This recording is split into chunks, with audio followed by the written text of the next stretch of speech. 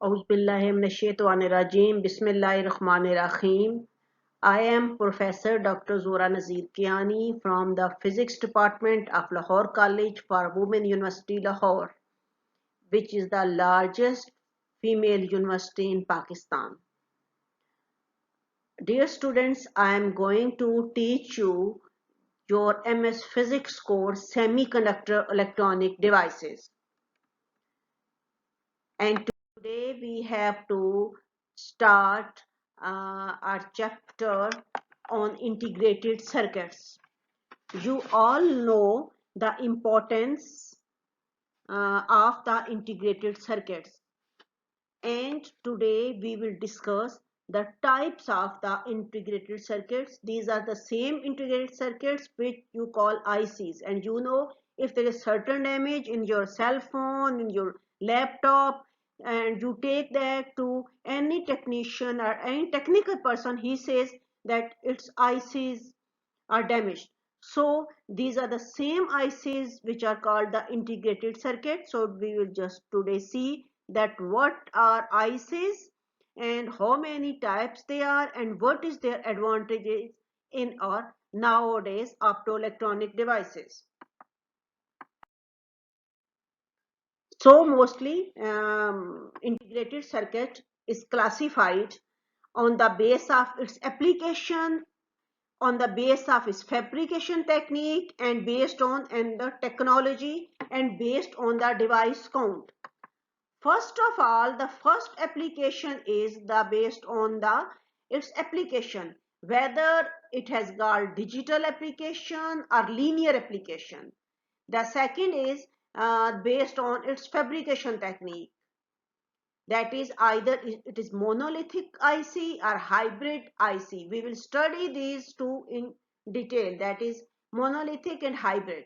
Then come the based on the technology, whether they are BJT or MOSFET. We have studied in our previous chapters, that is on the bipolar junction transistor we have studied BJT and MOSFET in FET, field effect transistors chapters.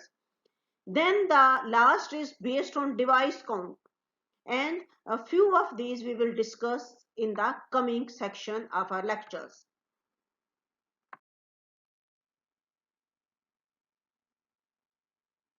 So basically, the integrated circuit, which is divided in monolithic circuits and hybrid circuit, there is a third class as well, which is called the thick and thin film. Then the monolithic circuit, which is further divided into bipolar and unipolar circuits. The bipolar contain the PN junction isolation and dielectric isolation, and unipolar contain the MOSFET and JFT, that is the junction FET and metal oxide semiconductor FET.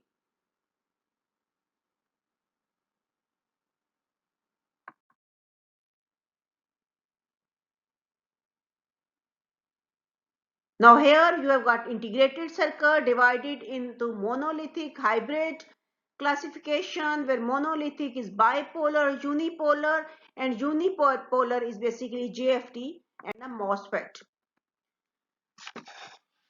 Now basically we can actually classify our ICs on the many bases. So here this is just a repetition of the initial slide, but again just to emphasize it, I am telling you that classification based on active device is bipolar or unipolar ICs. Classification based on application is linear or analog or non-linear or digital. And then come classification based on technology, monolithic technology or hybrid technology. Monolithic technology is further divided into bipolar ICs and unipolar ICs, and classification based on number of transistors is SSI, MSI, LSI, VLSI, and these are the different classification of the ICs. Now, how basically ICs are manufactured? First of all, system specification is taken, then architectural design is designed, then functional design and logic design is formulated, then circuit is designed, then there is physical designing, afterward the physical verification and sign off, then fabrication, then packing and testing, and further just placing them on the chip.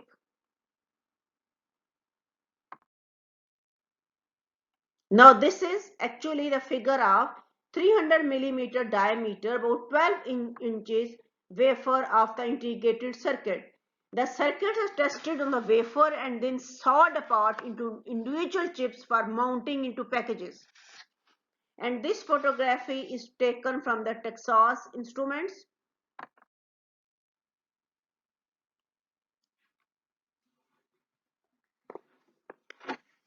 Basically, a linear IC is one that performs amplification or other essentially linear operations on signal. Example of linear circuits are simple amplifier, operational amplifier, and analog communication circuits. While digital circuits, sometimes we can say that we are moved to the digital technology. So digital circuits involve logic and memory for application in computers, calculators, microprocessors, and like others. By far, the greatest volume of ICs has been in the digital field, since large number of such circuits are required. Since digital circuits generally require only on and off operation transistor, one for the on and zero for the off signal. The design requirement for the integrated digital circuits are often less stringent than for the linear circuit. Although transistor can be fabricated as easily in integrated form as in discrete form, passive elements, that is, the resistors and capacitors, are usually more difficult to produce to close tolerances in ICs. So this is the how the linear is going to be replaced by the digital circuits. Then come the monolithic and hybrid circuits. Integrated circuits that are included entirely on simple single chip of semiconductor, and usually that silicon chip is used, is called monolithic circuit. The word monolithic generally means one stone and implies that the entire circuit is contained in a single piece of semiconductor. Any addition to the semiconductor sample, such as insulating layers and metallizing patterns, are intimately bonded to the surface of the chip. While a hybrid circuit may contain one or more monolithic circuits or individual transistors bonded to an insulating substrate with resistors, capacitors, or other circuit elements with appropriate interconnections. Monolithic circuits have advantage that all components are contained in a single rigid structure which can be batch fabricated, that is, hundreds of identical circuits can be built simultaneously on a silicon wafer. On the other hand, hybrid circuits offer excellent isolation between components and allow the use of more precise resistors and capacitors. Furthermore, hybrid circuits are often less expensive to build in small numbers.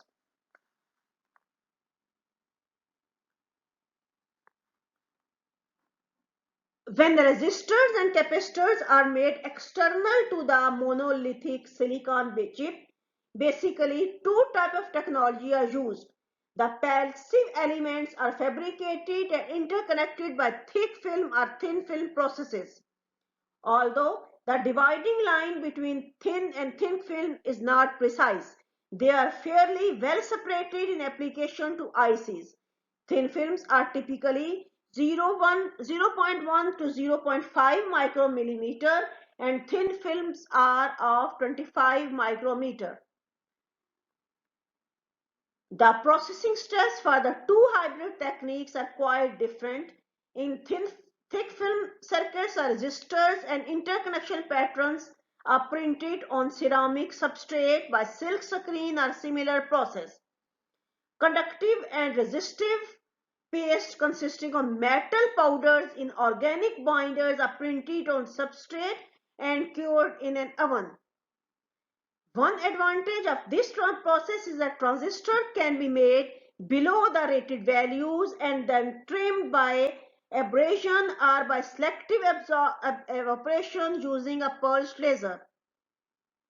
These corrections can be made quickly with automated procedure while the resistance values are under test. Small ceramic chip capacitors can be bonded into place in the interconnection pattern along with the monolithic circuits or individual transistors. While thin film technology allows for greater precision and miniaturization and is generally preferred when space is an important limitation. Thin film interconnection patterns and resistors can be vacuum deposited in glass or glazed ceramic substrate.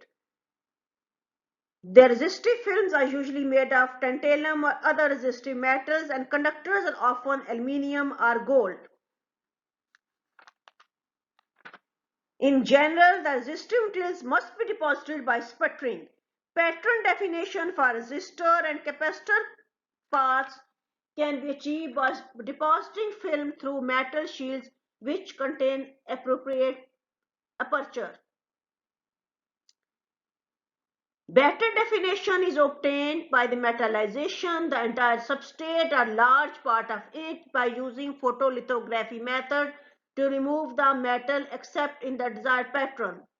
Capacitors can be fabricated by thin film technique by depositing insulating layer between two metal film or by oxidizing the surface of thin film and depositing the second film on the top. Chemical route is also used to deposit thin film, which is now more friendly because it requires very less instrumentation such as sol gel spin coating technique, dip coating technique, spray coating technique, or the electrode deposition technique. Molecular beam epitaxy is used to get the single film.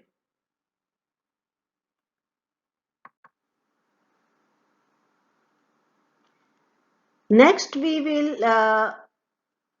next topic, we will understand the monolithic device elements. And for the monolithic device elements, we will discuss the CMOS integration, process integration, and as well as the silicon on insulator. So today I will discuss silicon on insulator. So basically,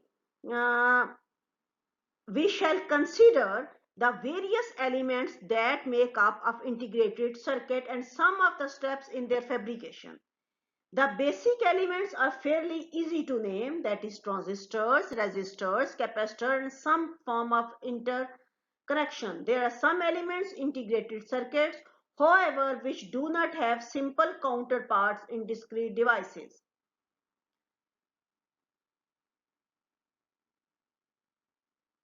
So discussion of fabrication of technology is difficult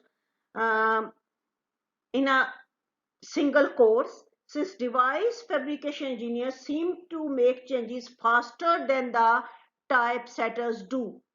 Since this important and fascinating field is changing so rapidly that readers should obtain a basic understanding device design and processing from the other resources as well, that is internet or Google Scholar or somewhere else.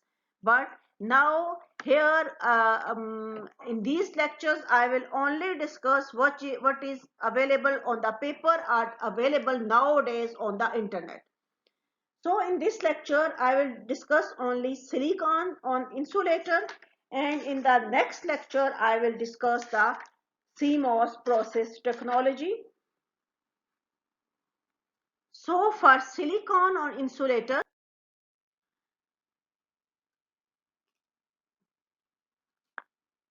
we must get an interesting and useful extension of silicon MOS process by growing a very thin film of single crystal silicon on insulating substrate. We will choose the insulating substrate and then we will grow a very thin layer of single crystal silicon on it. Please look at this figure.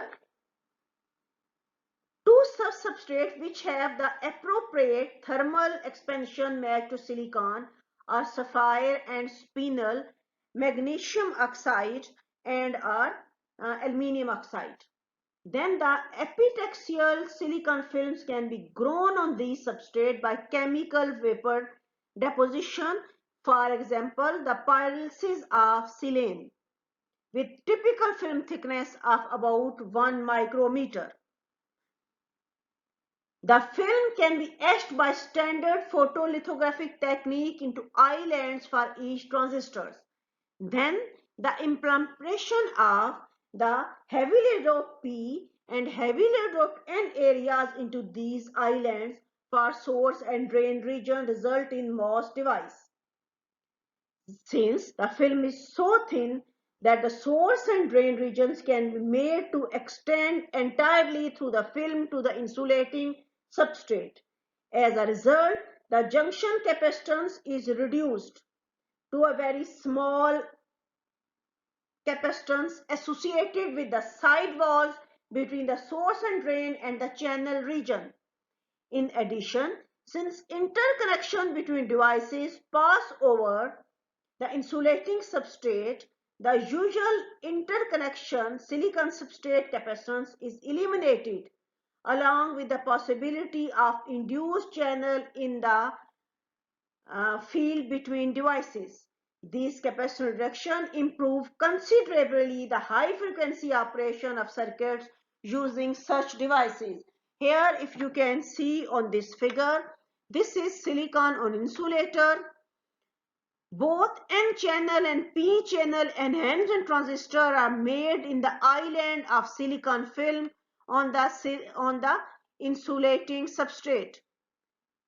These devices can be interconnected for CMOS application. Here you can see we have got P-channel device on this side, N-channel device on this side, and here we have got insulation as well, local oxidation of silicon on the two edges, and we have also connected drain, gate and source with the metal contacts, as well as we have got silicon substrate on which we have just deposited silicon dioxide, and which is also an insulator. Then again we will deposit over it. Here you can see the silicon, which is the heavily doped contain heavily doped P or N-type regions, and here these two and transistor which are in NS mode are separated by the again the insulator, that is silicon dioxide. So this is the way that how you can just deposit oxide on the silicon substrate. Now you know that you can get silicon dioxide on silicon substrate, that you can simply thermal heat the silicon substrate at temperature between 800 to 1000 degrees C. Then you get a small layer of silicon dioxide over it. For 1 micrometer of silicon used, 0.44 micrometer thick silicon dioxide layer is deposited on the silicon substrate.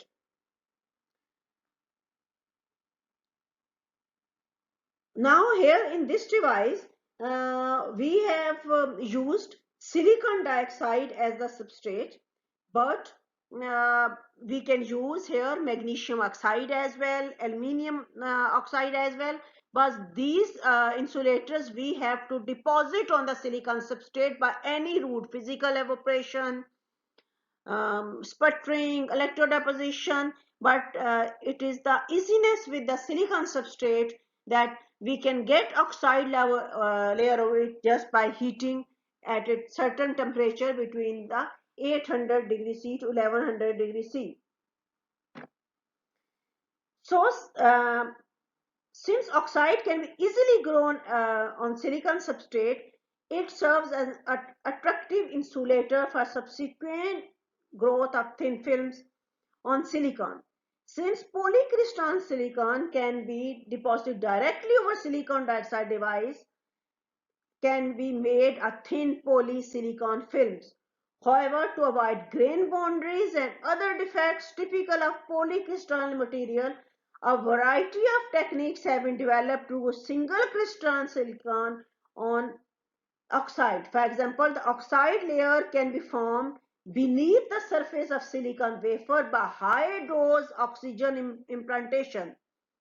The thin silicon layer remaining on the surface above the implanted oxide is usually 0.1 micrometer thick and can be used as thin film for the CMOS or other device fabrication.